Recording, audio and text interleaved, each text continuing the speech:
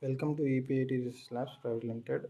Today we came with a new project. This is about a solar-based automatic irrigation system, and here we will go through all the hardware components. This is a 12 volts 3 watt solar panel, and 12 volts battery, Leon battery set, and a charge controller is used for charging the battery setup, and a voltage regulator setup for providing power supply to all the components included in the project, like Arduino Nano, LCD display, and relay, soil moisture sensor, and voltage sensor. So here a voltage sensor is used for measuring the solar panel voltage input, and soil moisture sensor is used for measuring the soil content in wet content in the soil.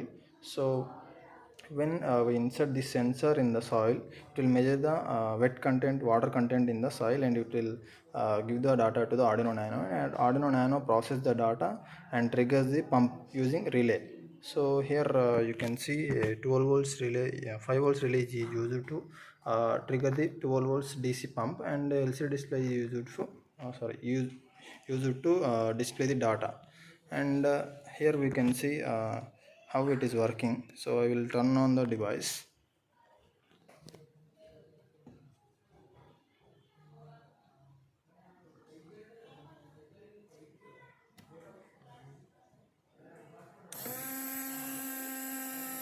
So after reading the sensor data, the pump will goes to off position, and you can see the wet content is somewhat about 60, and the pump is in off position. So when I remove this sensor from the water content, the pump will be turned on automatically. So when I put it again in the water, it will turn off. So this is how this project works, and thank you.